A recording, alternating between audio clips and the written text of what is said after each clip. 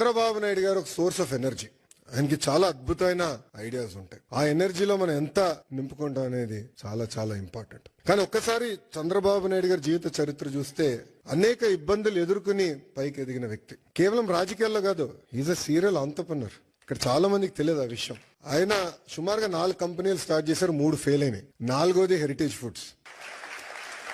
3 fail అయినాయని ఆయన ఏనాడు బాధపడలేదు, ఇబ్బంది పడలేదు, ఇంట్లో పడుకోలేదు. 80% సక్సెస్ అవ్వాలని ఆయన వెళ్ళారు. రాజకీయాల్లో మనం చూసాం, ముఖ్యమంత్రిగా దేశం మొత్తం ఆయన వైపు చూసే విధంగా నాయకుడిగా ఆయన ఎదిగిన. రాజకీయాల్లో హైస్ ఉంటాయి, లోస్ ఉంటాయి. ఆయన ఎప్పుడో ఆయన హైని లో ఎటు తీసుకున్నారు అట్టనే తీసుకున్నారు. మాకు లోయెస్ట్ పాయింట్ బాబు గారిని అరెస్ట్ చేసినప్పుడు, బహుశా ఇక్కడున్న అందరు కూడా అది మన జీవితంలో లోయెస్ట్ పాయింట్. నేనున్నాను అక్కడ, నేను చూసా. ఆయన ఎక్కడ అధైర్యపడలా. చూశారు, జడ్జి వైపు కూడా నవ్వుతా చూసి నడుచుకుంటూ వెళ్ళారు. ఎక్కడ అధైర్యపడలా. 52 రోజులు ఆయన బంధిస్తే మేము వెళ్ళేవాళ్ళం ములాఖాత్కి. మళ్ళీ అక్కడ కూడా మాకు అక్షంతలు పడేది. మొత్తం ఆయన చదివేసేవారు డాక్యుమెంట్లు, నోటింగ్స్ తో సహా మాకు చెప్పారు. ఇక్కడ మీరు వీక్గా ఉన్నారు, ఇక్కడ చూసుకోండి, ఇక్కడ జాగ్రత్తగా ఉండండి. ఎప్పుడు అధైర్యపడలా. ఆయన బయటకు వచ్చిన తర్వాత కూడా ఒక సింహం లాగా వచ్చారు. ఆ విజువల్స్ మనందరం చూసాం. జీవిత ప్రయాణాల్లో మనందరం అనేక ఇబ్బందులు ఎదుర్కొంటాం.